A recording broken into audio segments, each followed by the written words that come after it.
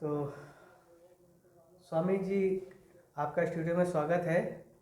और हम पहला सवाल पूछेंगे आपका, लखनऊ बनारस होते हुए, कानपुर होते हुए आज लखनऊ आगमन हुआ, इसका क्या मूल उद्देश्य है यहाँ पे आने का?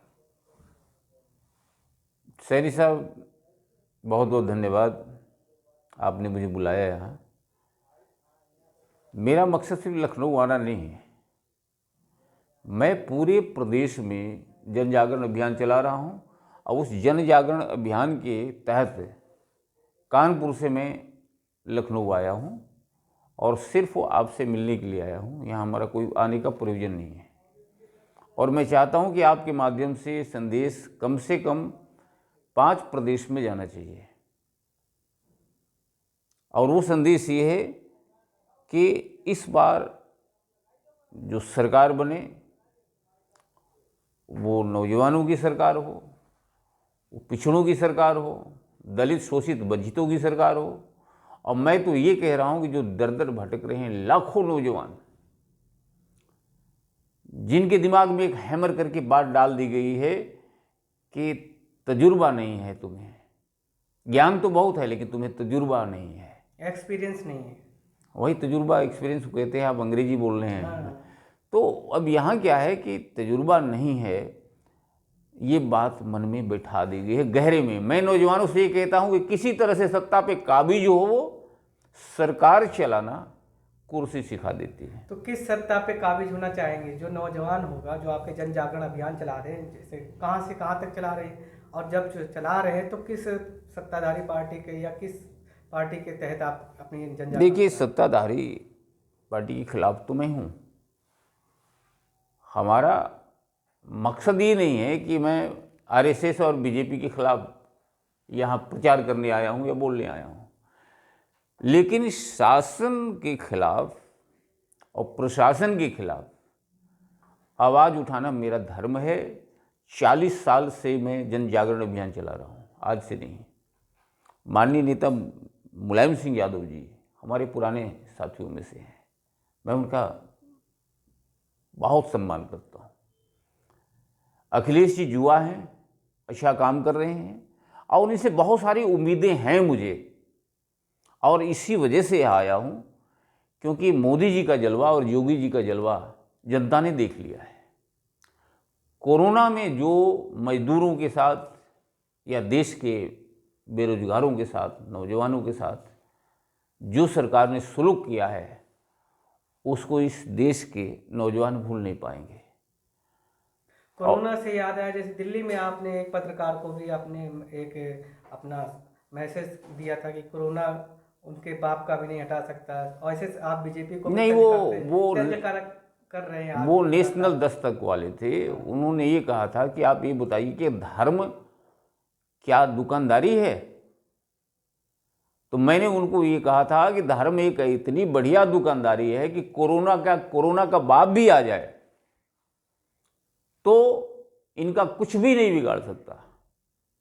कहने का मतलब ये था कि सामाजिक नीति पर अंकुश है अर्थनीति का, और अर्थनीति पर अंकुश है राजनीति का, और राजनीति पर अंकुश है धर्म नीति का। जब कोई हथियार नहीं काम करता है तो धर्म का। धर्म नीति की बात कर रहे हैं, कहीं ना तो कहीं वो बीजेपी में मंदिर मस्जिद की भी बात हो रही है, चर्चा। और वही तो मैं बता रहा हूँ, चक्कू चक्कू है भाई, चाहे सब्जी काटो या गर्दन काट दो। धर्म तो धर्म है ना। धर्म का मतलब क्या होता है? धर्म का मतलब होता है धारण करना। तो जो चीज धारण कर लोगे तो उसका उपयोग तो करोगे, तो जब उपयोग होगा तो दुरुपयोग भी होगा ना।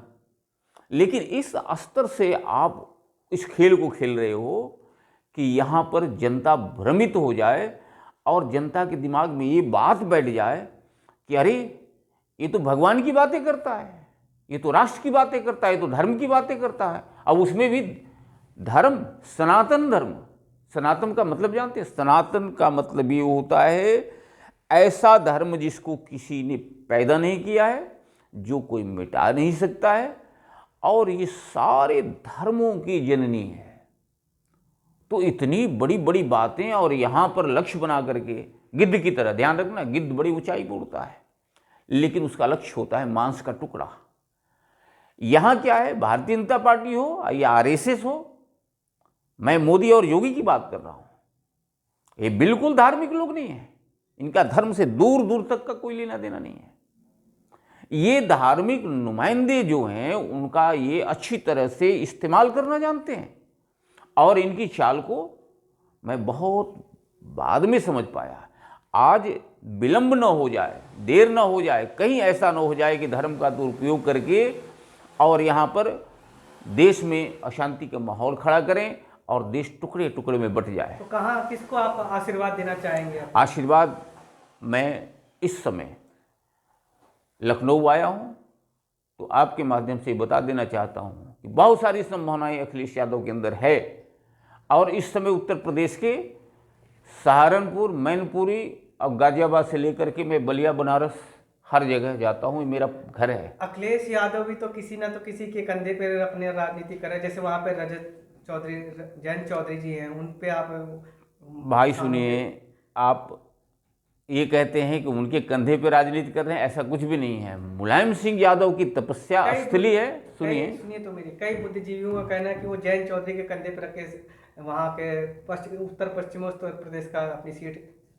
हासिल करना चाहते हैं, गठबंधन करके। भाई एक बात बताओ कि युद्ध के मैदान में जब आप उतरे हो तो अस्त्र शस्त्र चल रहे हैं ना, तो अस्त्र शस्त्र में ये पूछना पड़ेगा कि हम अग्नि बाण निकालें या बिना फन के बाण निकालें या साधारण बाण निकाल करके ताड़का को मारें।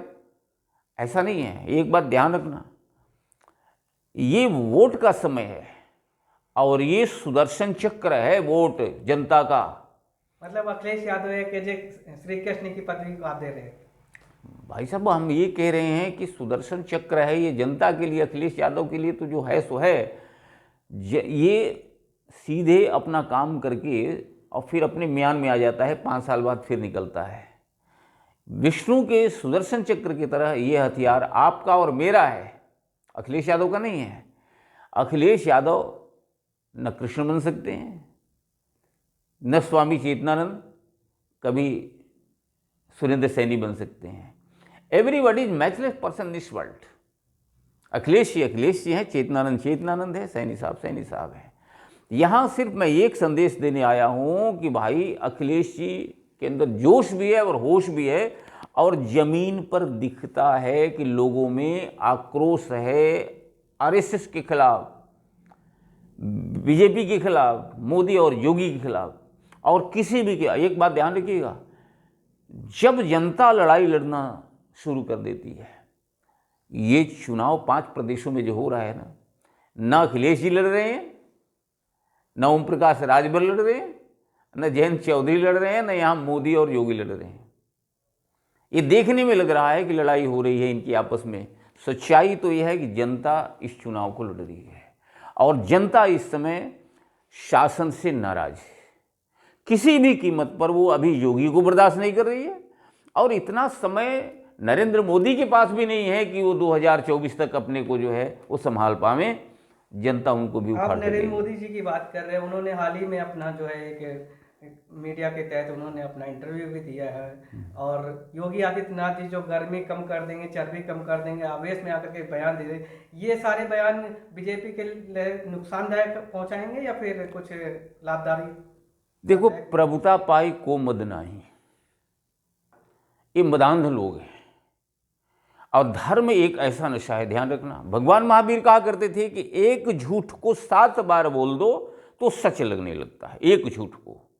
तो ये और जब ये जो गर्मी कम कर देंगे या चर्बी कम कर देंगे, तो ये मैसेज जनता को ये दे रहे धमकी हैं है ना, या फिर जयंत चौधरी को मिल रही है? अखिलेश नहीं, ये इनकी सत्ता की गर्माहट बोल रही है। ये उन सब लोगों को ये धमकी है जो उनके खिलाफ बोले,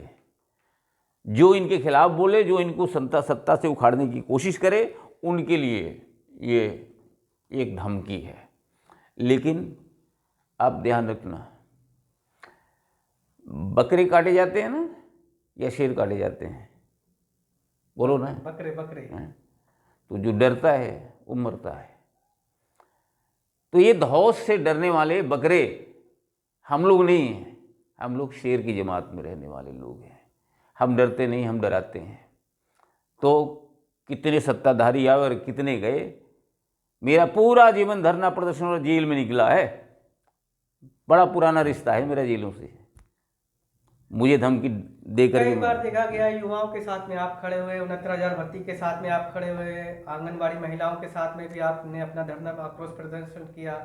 ये जो है आपका पहला चरण का जो चुनाव हुआ है, इसको आप किस तहत आप समझते हैं कि ये कहाँ जा रहा है, किनकी सीट ज़्यादा से ज़्यादा निकलने वाली है? ऐसा है, ये तो आपको अच्छी तरह से पता है नहीं कि हमारे सोशल मीडिया कुछ कहती है हाँ, और इनकी गोदी मीडिया कुछ कहती है।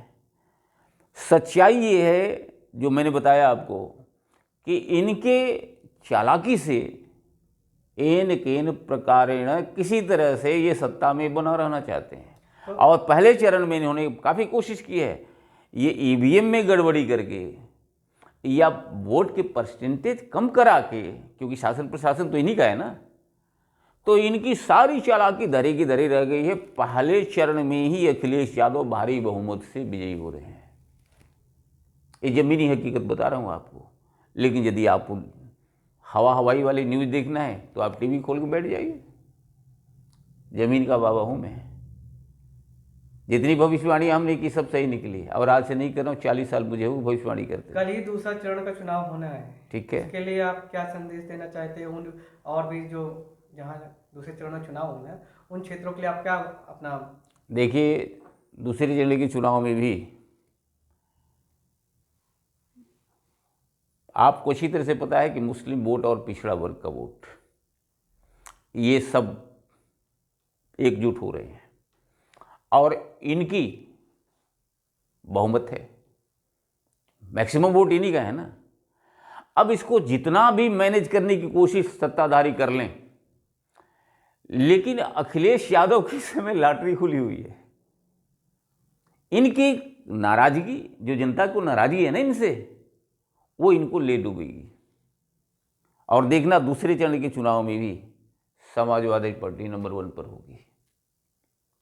मैं इसलिए नहीं कह रहा हूं कि मुलायम सिंह से मुझे स्नेह है और उनके सुपुत्र हैं। मैं इसलिए कह रहा हूं कि मैं पश्चिमी उत्तर प्रदेश, यहाँ का इलाका और पूर्वांचल, ये सब मैं देख रहा हूँ। लेकिन कहीं ना तो कहीं अखिलेश यादव एक जैसे सेफ सीट से लड़ रहे हैं ना, जहाँ सुरक्षित सीट है उनके लिए करहल से चुनाव लड़ रहे हैं, तो कहीं ना तो कहीं वो मुलायम सिंह गढ़ का नहीं, वो तो देखो ऐसा है कई कि बार होता क्या है, देखा गया योगी आदित्यनाथ अपने सेफ सीट से गोरखपुर से लड़ रहे हैं, हालांकि अयोध्या से उनका लड़ने का था, लेकिन और अखिलेश यादव यहाँ से लड़े। ऐसा नहीं हो सकता कि अखिलेश यादव भी गोरखपुर से लड़े? नहीं, देखिए ऐसे है कि अखिलेश यादव कोई बाहरी तो है नहीं। मैनपुरी उनका घर है, उनका परिवार है, उनका क्षेत्र है। तो ये क्षेत्रीय चुनाव है, ये केंद्र का चुनाव नहीं है।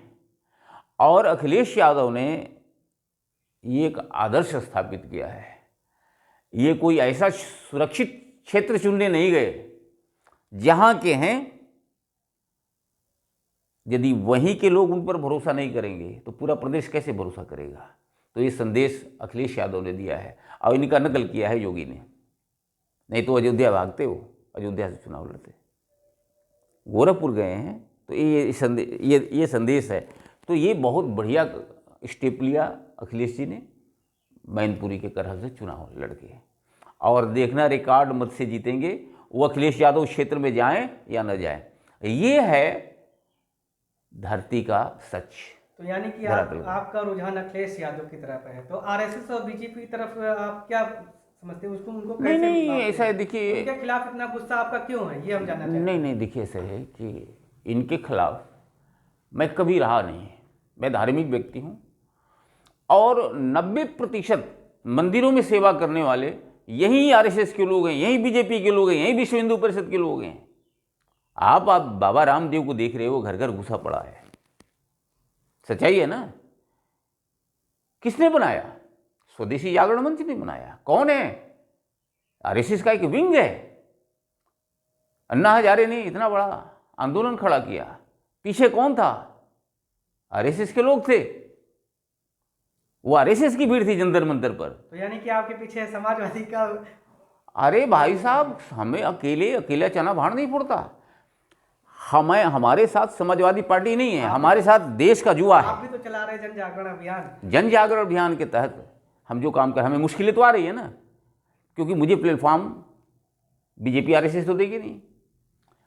मुझे प्लेटफॉर्म मुलायम सिंह के बेटे का देने का हक था, उनको देना चाहिए था, लेकिन उन्होंने भी हमें प्लेटफॉर्म नहीं दिया। लेकिन आ तो रहे उनकी कैंपेनियन में, आप ये बात रख अरे वो तो भाई सच्चाई सिर चढ़ के बोलती है भाई। तो कहीं आपका नहीं नहीं, सच्चाई सिर चढ़ के बोलती है। मैंने जो धरातल पर देखा, देखिए मैं पहले बार जब आया था आज से 2 महीने पहले, और जब 30 साल अज्ञातवास के बाद मैंने किसी चैनल को, सी न्यूज़ चैनल को मैंने इंटरव्यू दिया, तो उसमें कहा गया कि भाई 30 साल अज्ञातवास के बाद स्वामी चेतनानंद लखनऊ अचानक आए। मैंने साफ कहा था कि अखिलेश जी से हमारा कोई परिचय नहीं है, मुलायम सिंह से स्नेह रहा है और रहेगा। तो मैं तो जानता नहीं था, लेकिन काम बोलता है ना। जो अखिलेश जी ने काम किया, मैंने सर्वे करके देखा, जितना आक्रोश नरेंद्र मोदी और योगी के खिलाफ है, उससे ज़्यादा सिंपैथी, ज़्यादा हमदर्दी अखिलेश के लिए है। जहां पर इंसान नहीं जा सकता वहां भी अखिलेश यादव की होर्डिंग लगी है। क्या संदेश है ये? जनता चुनाव लड़ रही है, और इस चुनाव में सिर्फ उत्तर प्रदेश ही नहीं, 5 प्रदेश में आरएसएस और बीजेपी की बड़ी बुरी हाल होने वाली है। ये अगले चुनाव, ये परिणाम 5 प्रदेश में ऐसे आएंगे कि ये 2024 के चुनाव में, चुनाव लड़ते समय 10 बार सोचेंगे कि हमें क्या चक्रव्यूह बनाना। देखो, देश के प्रधानमंत्री हैं नरेंद्र मोदी। यादव की अगर सरकार बनती, यानी कि कहीं ना तो कहीं आपके लिए फायदेमंद की बात होगी, जन जागरण। यदि अखिलेश यादव की सरकार बनने से मुझे फायदा होता तो लाभ होगा, तभी तो आप नहीं, यदि लाभ मुझे होता तो अखिलेश यादव मुख्यमंत्री थे ना पहले। जरा अखिलेश जी से पूछिएगा कितना लाभ लिया है मैंने। अखिलेश की तो बात छोड़िए, माननीय मुलायम सिंह यादव से आप जाइए, अभी तो बैठे हैं, मौजूद हैं, उनसे पूछिए कि स्वामी चेतनानंद कभी चिट्ठी लिखवाने आपके यहाँ आए? कई बार शिवपाल सिंह से भी आपकी बात होती है। शिवपाल जी हो या रामगोपाल जी हो, ये तो परिवार है पूरा। चौधरी हरमोहन सिंह यादव थे, कानपुर के मनोहर लाल थे, इन लोगों ने 30-30 साल, 35-35 साल मेरे साथ काम किया हुआ है। लेकिन मुझे जरूरत, मैं तो हैरान इस बात से हूं कि मुझे आज तक किसी नेता की आवश्यकता नहीं पड़ी एक पत्र लिखवाने के लिए, फिर भी मैं इनका पक्षधर हूं। तो इसके पीछे कोई वजह तो है ना। अब वजह क्या है? मुलायम सिंह यादव जमीन का आदमी था, और मुलायम सिंह यादव जिस मुकाम पर पहुंचे, ये इनकी कठोर तपस्या और सूझबूझ है। बड़ा दिल चाहिए, 56 इंच कहने से 56 इंच की छाती नहीं होती है। मुलायम सिंह यादव बनना इतना आसान नहीं है। और आज के डेट में सच्चाई यही है कि अखिलेश यादव हों या मुलायम सिंह यादव हों, इन लोगों ने प्राथमिकता दी है विकास का। पिछड़े वर्गों को, दलितों को, शोषितों को, वंचितों को संभालने का बेड़ा उठा रखा है। तो मैं क्यों नहीं का पक्ष लूँ, क्यों नहीं की बात करूँ? और सबसे बड़ी बात यह है कि जितने कंजर्वेटिव, जिस तरह की दकियानुसी दिमाग के आरएसएस के बंदे हैं, बीजेपी के लोग हैं जो धर्म क्या में क्या क्या नहीं करते, इनसे मैं मुखालफत करता हूं।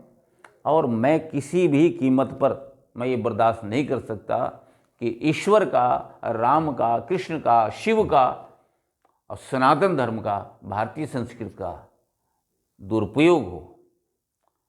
ये देश सोने की चिड़िया था, ऋषियों का देश है। सनातन धर्म यहाँ हमेशा था, हमेशा है, और सारी दुनिया का जितना भी धर्म है, सबका अवलंबन एक सनातन धर्म है।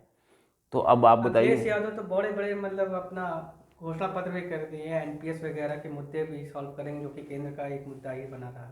तो अखिलेश यादव कैसे इतनी बड़ी जो घोषणा की, कैसे साबित करेंगे सर? अरे अभी तो जितना तहस नहस कर दिया है योगी ने, अभी तो इनको संभालने, प्रदेश को संभालने में 1.5 साल लगेंगे, और 1.5 साल बाद फिर आगे केंद्र के चुनाव की तैयारी करनी है ना।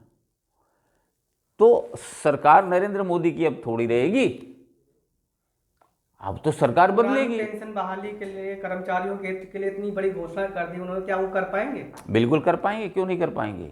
केंद्र में भी सरकार हमारी होगी, उत्तर प्रदेश में नहीं, 5 प्रदेश हम बता रहे हैं, 5 प्रदेश में शासन इस बार जो है, आप देखना कि इस बार हमारे अनुकूल माहौल है। 5 प्रदेश में अनुकूल हमारा रिजल्ट होगा और मनोबल हमारा बढ़ेगा और आगे चल के केंद्र में हम 2024 में सरकार बनाएंगे। ये क्या कर पाएंगे? जब अभी तक नहीं कर पाए तो अब इनके पास वक्त कहाँ है। दूसरी बात यह है, देश की जनता, आप पता है, आप सोने की बन के आ जाइए, काठ की हांडी बार बार नहीं चढ़ती। यानी कि जो भारतीय जनता पार्टी ये काट की हांडी, ये गई काम से, खत्म, अब खेल खत्म। धोखा कब तक पहले दोगे? चरण में जो इलेक्शन हुआ उसी समय आशीष मिश्रा, टेनी महाराज के सुपुत्र जो है आशीष मिश्रा, उनकी जो है जमानत पे रिहा, क्या वो भी कुछ फर्क पड़ेगा क्या इस चुनाव के तहत? कुलदीप सेंगर भी तो बीजेपी में थे, जेल में है ना, कि निकल के बाहर। पापियों का बोझ उनके लिए इतना भारी हो जाता है कि वो उठा नहीं पाते हैं। आपको ये नहीं लगता कि 4 किसानों की हत्या हुई, 4 महीने में जमानत हो गई? ये तो बीजेपी का करिश्मा है। ये बीजेपी से, बीजेपी कहा कहती, वो तो कहती अदालत का है, सुप्रीम कोर्ट का आदेश। भाई साहब एक बात बताओ, अदालत ईश्वर ने बनाई है या हमने आपने बनाई है? आप बताइए। या तो भगवान राम या कृष्ण या शिव जी ने थोड़ा सा अवकाश लेकर के ये काम किया हो। कहीं ना तो कहीं आप सोचते सुप्रीम कोर्ट पर बीजेपी का हाथ है? अरे पूरा का पूरा हाथ है, कहने को न्यायालय है। ध्यान रखना, एक बात बताऊं आपको, ये बहुत बड़ा आप जो है अपना, सुनो सुनो सुनो, शेर बकरी की दोस्ती होगी। अब शेर और बकरी दोनों ने फसल साझे में उगाई। अब फसल जब तैयार हो गई, बांटने का समय आया, तो सारे जितने जानवर थे जंगल के इकट्ठा कर दिया। ये बीजेपी के लिए फायदेमंद रहेगा या बीजेपी के लिए नुकसान? अरे नहीं नहीं, ये बताओ, टेनी जैसा है अपराधी आदमी जो नुमाइंदगी कर रहा है जनता की, जो इतना बड़ा अपराध किया, और उसकी जमानत भारतीय जनता पार्टी तो सारे जितने अपराधी हैं उनको ही गंगा जल में नहला के पवित्र कर रही है। तो भैया गड़बड़ तो मैंने भी किया होगा, 40 साल हमने जनता की सेवा की है, चाहे सत्ता में हम रहे या न रहे, तो मैं भी तो जिंदा आदमी हूँ। और जिंदा आदमी होगा तो गलती करेगा, गलती नहीं करता तो कौन है? ऊपर वाला। तो कल को वाले ने सही किया होगा कि अगर 4 महीने में जमानत होगी तो सही होगा। वो तो मुझे भी कहते हैं, आप भी आ जाओ, पवित्र हो जाओ। वो तो सबको पवित्र करते हैं, जो आता है सब गंगा जी में नहा करके शराब, भाई वो तो इसीलिए कहते हैं कि शराब की बोतल यदि हम गंगा जी में डाल देंगे तो शराब थोड़ी बन जाएगी, वो तो गंगा जल हो जाएगा। तो ये इनकी धारणा है। तो भाई सीधी सी बात ये है, यहाँ तो मैं ये कहना चाहूँगा कि 5 प्रदेश में नौजवान खड़ा होकर के सत्ता पे काबिज होवें और दलित, शोषित, वंचित और जो दर दर की ठोकरें खा रहे हैं नौजवान शिक्षित होकर के, उन नौजवानों से एक बात याद आ गई। बिहार में जैसे अभी हाल ही में जो 15-20 दिन पहले मतलब लड़कों ने आक्रोश व्यक्त किया रेलवे भर्ती के लिए, वही आक्रोश यूपी में भी देखा गया। तो यूपी में भी शासन प्रशासन ने कोचिंग संचालकों को कोचिंग बंद कराई, सेंटर बंद कराए, स्कूल कॉलेज बंद कराए। तो उसका फर्क क्या बीजेपी को फायदेमंद में रहेगा या फिर नुकसान में आएगा? नहीं, क्या उसको आप किस नज़र से देखते हैं? कहीं भी बीजेपी कहते हैं ना कि जाको प्रभु दारुण दुख देही ताको मति पहले हर ले हैं। मैंने नहीं कहा है, ये रामायण की चौपाई है। गोस्वामी जी कहते हैं कि जिसको तकलीफ देना होता है या जिसका पतन निश्चित कर देता है ऊपर वाला, तो उसके हर फैसले उल्टे होते हैं। ये जितने फैसले कर रहे हैं, जितने भी कदम उठा रहे हैं अपने बचाव के लिए, वो सब इनके उल्टा पड़ रहा है। यानी कि ये आप जो भाषण दिया है योगी जी ने मंच भरे मंच में जनता को संबोधित कि गर्मी ठंडी कर देंगे, ये ठंडे, तो युवाओं के लिए था ऐसे। तो अब तो ठंडे होने वाले हैं खुद, ये कितने दिन रहेंगे वहाँ, जहाँ हैं वहाँ। इनके गुरु का मित्र रहा हूँ मैं। बिरला मंदिर में जब मेरा प्रवचन होता था तो उस समय इनके गुरुजी सांसद हुआ करते थे, स्वामी महंत अवैधनाथ जी। वहाँ हिंदू महासभा में आके बैठते थे हम लोग। पंडित इंद्रसेन शर्मा थे, आप लगा देना, जरा भेज देना वहाँ योगी जी के आवास पर कि मैं झूठ बोल रहा हूँ कि सच बोल रहा हूँ। कि जब बिरला मंदिर में प्रवचन करता था तो उस समय सनातन धर्म प्रतिनिधि सभा के जो हेड थे गिरधारी लाल गोस्वामी हुआ करते थे, सरला बिरला वहाँ की ट्रस्टी होती थी, मदन लाल आनंद जो थे वो महामंत्री थे बिरला मंदिर के, और पंत जो था वहाँ का मैनेजर था, MDH मसाले वाले धनपाल महाशया, वो हमारी सेवा करते थे। अब बगल में हिंदू महासभा है, हिंदू महासभा में पंडित इंद्रसेन शर्मा, मंत्री श्रीचंद जैन और गोपाल गोडसे, नाथुराम गोडसे का भाई, और ये वैद्यनाथ जी, ये चारों मूर्तियाँ वो हमारा इंतजार करती थी कि कब मेरा प्रवचन खत्म होए और कब इनके साथ बैठ के मैं सत्संग करूं।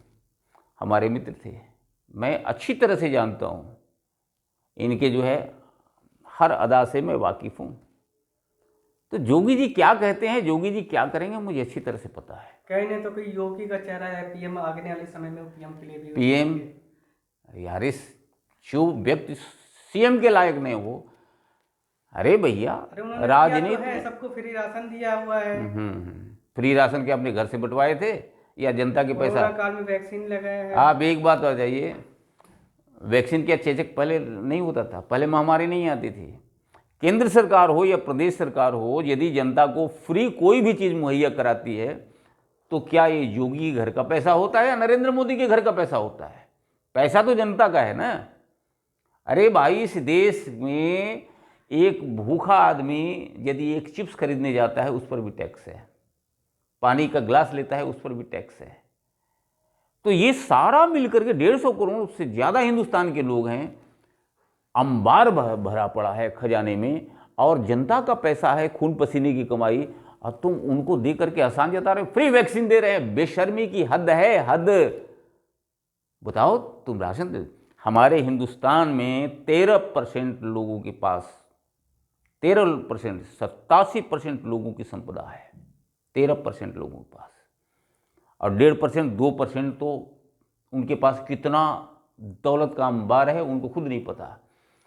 देश की जनता भूखे मर रही है, टैक्स दे रही है, उन्हीं के पैसा से तुम राशन दे करके एक महीने में 5 किलो 4 किलो आटा चावल दे देते हो, उनकी ज़िंदगी निकल जाएगी। क्या कहीं ना तो कहीं ये सरकारी कर्मचारियों का भी हनन हो रहा है, उसी के तहत ये राशन पानी आप दे रहे हैं क्या?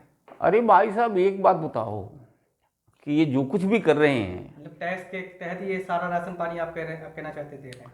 ये सारा का सारा जो है जनता का धन है, और उसको तुम रोटी खिला रहे हो उसके धन से। ना करके सिर्फ राशन पानी देना, यही इनका उद्देश्य है? ये राशन, इनका उद्देश्य बताऊं क्या इनका उद्देश्य है? क्या? इनका उद्देश्य ये है कि जल्दी से जल्दी पूंजीपतियों के हाथ में हिंदुस्तान की सत्ता सौंपो और स्विट्जरलैंड में जाके बस जाओ। इतना आवेशित में आप बात कर रहे हैं, कहीं ना आपको डर तो नहीं लगता इन पार्टियों से सर? हम बाहुबली पार्टी है। जो 8 भुजा वाली जिसके साथ होती है ना, वो 2 भुजा वाले से कभी डरता नहीं है। अनहोनी कभी होती है क्या? नहीं ना। अहोनी कभी टलेगी? नहीं टलेगी। आप एक बात बताइए कि महाभारत का युद्ध जब हुआ था तो कृष्ण कितने थे? कितने थे कृष्ण? अकेले थे ना। इतना बड़ा महाभारत हो गया था, हुआ ना। फौज भी किस तरफ थी? किधर थी फौज? तो हमारी भी फौज तो भैया वहीं की तरफ है। हमारे सारे मंदिर, हमारे सारे आश्रम, हमारी सारी व्यवस्था तो यही संभालते हैं, यही कब्जा कर रखे हैं। तो कृष्ण ने भी अपने सम्मान बचाने के लिए, सुनो तो, सारी सेना जो है वो तो कौरवों ने कब्जा कर लिया था कृष्ण के। कहीं ना तो कहीं आपका समाजवादी में पार्टी में लिंक तो कुछ होगा, कुछ ना तो कुछ। लिंक की बात क्या है भाई, वो तो मेरा परिवार है। लेकिन सच्चाई तो ये है ना कि मैं तो ये हैरान तो इस बात से हूँ कि ये जब मेरा परिवार है, मैं समझता हूँ, तो समाजवादी पार्टी के लोगों को भी ये समझना चाहिए ना कि हमारे परिवार के एक सदस्य स्वामी चेतनानंद भी हैं। इन्होंने कहाँ समझा? चौधरी चरण सिंह से एक बार मैंने कहा कि चौधरी साहब मेरे कपड़े फट गए, तो चौधरी साहब ने कहा कि महाराज जहाँ भूख लगी वहाँ रोटी खा लीजिए, जहाँ कपड़े फटते हैं वहाँ से कपड़ा ले लीजिए। घर परिवार की बहू, घर की बहू ही सब बीजेपी में हो, वहाँ से। मैं अपनी बात पूरी कर लूँ आपको। बिल्कुल बिल्कुल। कि चौधरी साहब ने जब ये संदेश दिया तो इतना महंगा पड़ा कि मेरे सारे कपड़े उतर गए, मैं बन गया नागा। अब इतनी तकलीफ़ें झेलने के बाद भी यदि मुलायम सिंह यादव या उनके साथियों ने मेरी खोज खबर नहीं ली, अब फिर भी मैं यहाँ खड़ा हूँ, तो क्या मैं गलत हूँ? कहीं न कहीं कोई बात, कोई न कोई सच्चाई तो है ना मुलायम सिंह यादव के अंदर या उनके साथियों के अंदर। अब दूसरी बात, अपर्णा की रही,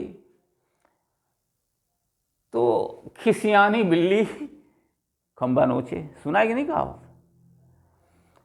तो ये गुस्से में पता नहीं क्या क्या करेंगे। बताओ, अपर्णा यादव के पास कौन सा जनाधार है? मुलायम सिंह की बहू हैं, उनके पारिवारिक जो मुलायम सिंह ने ही आशीर्वाद स्टैंड है, नहीं, जो उनके पारिवारिक स्टैंड है, जो उनके मैके का है, वो आपको अच्छी तरह से पता है, उनके पिताजी क्या थे, कैसे रहे। अब रहा अपर्णा का, अपर्णा को इन्होंने, बीजेपी की एक फितरत है, कहीं ऐसा use and throw, Samajwadi Party नहीं, कुछ ना तो कुछ इंटरनल कुछ वीक पॉइंट, कुछ नहीं, ऐसा कुछ भी नहीं होता है। होता क्या है कि हर आदमी फैलाव चाहता है ना, हर आदमी चाहता है मुझे मौका मिलना चाहिए। अब अखिलेश यादव का इतना बड़ा कद है कि अपर्णा कहाँ है परिवार में, अपर्णा का क्या मतलब है, एकमात्र बहू ही तो है ना। अब वो नेता बन के उभर गई, बीजेपी ने मौका दे दिया, बुला लिया। अब देखते हैं बीजेपी कितने दिन में उनको नेता बना देती है, कितना अपर्णा यादव से इनको फायदा होता है। अरे अपर्णा यादव को तो चाहिए था कि ये बहू की गरिमा को बनाए रखती और अखिलेश यादव की मदद करती, लेकिन जो भी इन्होंने किया है वो उनकी अपनी समझ है, हमारे हिसाब से उन्होंने ठीक नहीं किया है। ठीक नहीं किया। बात करते हैं कांग्रेस पार्टी की। कांग्रेस पार्टी में भी आपने अपना दमखम करने की कोशिश की, वहाँ पे आपका क्या मैसेज जाता है? देखिए, कांग्रेस हो या बीएसपी हो, मैं तो बहन मायावती को भी बोलूँगा और प्रियंका जी को कहूँगा कि ये मकसद अपना वजूद बचाने का नहीं है। केंद्र में हम कर लेंगे समझौता आपस में, जैसा आप चाहोगे वैसे हम करा लेंगे, लेकिन इस समय यदि केंद्र में काबिज होना चाहते हो तो उसके लिए एक ही फार्मूला तुम्हारा उत्तर प्रदेश में नहीं, 5 प्रदेशों में कामयाब करेगा तुम्हें। उसका ये है कि जहाँ बीएसपी का कैंडिडेट निकल रहा हो वहाँ उसको निकालो, जहाँ कांग्रेस निकल रहा है वहाँ कांग्रेस का निकालो, जहाँ समाजवादी पार्टी का निकलता है वहाँ अखिलेश यादव को एक तरफा वोट जाने दो। जितने भी गठबंधन में हैं, चाहे छोटी पार्टी हो या बड़ी पार्टी हो, एक टारगेट रखो कि तुम्हारी सीट निकलनी चाहिए, बीजेपी को जहाँ भी मिले मौका उनको हराना है, उनको सत्ता से बाहर करना है। ये लक्ष्य बना करके विपक्ष को काम करना होगा, और यदि ऐसा नहीं कर पाते, इसमें चूक करेंगे, तो इसका खामियाजा इनको लोकसभा के चुनाव में भुगतना पड़ेगा। लखनऊ में आकर के आप किन किन विधायकों से मिलेंगे? आप किन किन? रविदास मल्होत्रा हमारे पुराने मित्र हैं, हर चुनाव में हम आते हैं, हार जीत तो जीवन में लगा रहता है, ये तो चुनाव है। अटल जी, अडवाणी जी हमारे अच्छे मित्रों में से थे, उनको हम तिलक भी लगाते थे, साथ भी देते थे। आप इस बार टिकट मिला है, उनके साथ में कैसा क्या? नहीं, नए लोगों को अखिलेश जी ने देखकर सूझबूझ का परिचय दिया है, क्योंकि उनके अंदर जोश भी है और होश भी है। अब बदलाव जनता चाहती है, मौका तो सबको मिलना चाहिए ना, तो नए लोगों को टिकट देकर बहुत बढ़िया काम किया है। और मैं तो रविदास मल्होत्रा को आशीर्वाद मैंने दिया है जाकर घर पे, और मैं अभी भी रविदास मल्होत्रा की नहीं, मैं तो चाहूँगा कि अखिलेश जी का कोई भी प्रत्याशी यदि जाति और धर्म से ऊपर है और वो चाहता है कि विधानसभा आदर्श विधानसभा बनना चाहिए और धर्म जाति का दुरुपयोग नहीं होना चाहिए, तो ऐसे हर प्रत्याशी को मेरा आशीर्वाद है और उनके साथ मैं गली गली घूमने को तैयार हूँ। तो लास्ट सवाल ये है कि जनता को आप क्या संदेश देना चाहते हैं? जनता को संदेश देना ये चाहते हैं कि इस समय जितने भी पिछड़े, दलित, शोषित, वंचित या हमारे बेरोजगार नौजवान हैं, जो शिक्षित भी हैं, जोश भी है, होश भी है, लेकिन जो दर दर भटक रहे हैं, एकदम से मनोबल अपना वापस ले आवें और बूथ स्तर पर पूरी कोशिश करके अपने मर्जी का, योग्यता के आधार पर, जाति और धर्म से ऊपर उठ के विधानसभा में प्रतिनिधि भेजें और नरेंद्र मोदी और योगी को बर्खास्त करने का काम करें। ये मेरा अपील है 5 प्रदेश में जनता से। तो ये थे हमारे साथ स्वामी चेतनानंद शास्त्री जी महाराज, जो कि समाजवादी कैंपेनिंग के तहत अपना यहाँ पर भाषण या फिर जो भी है जनता से रूबरू होने से चाहते हैं, और उन्हीं के लिए आए हुए हैं। तो TV30 इंडिया को लगातार आप देखते रहिए, लाइक करिए, सब्सक्राइब करिए और अपना कमेंट हमें जरूर लिख के भेजिए, चाहे जैसा कमेंट हो आपका, लेकिन एक बार हमें कमेंट जरूर करिए कि हमारी न्यूज़ कैसी रही आपको। थैंक यू, धन्यवाद, जय हिंद।